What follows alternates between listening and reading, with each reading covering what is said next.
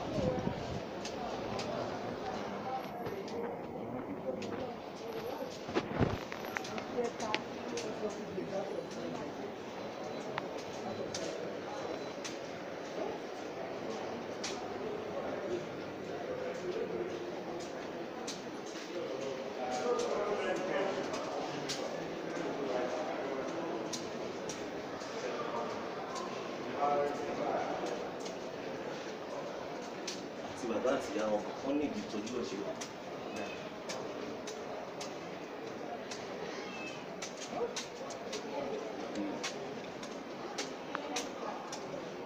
What is Sunny boy?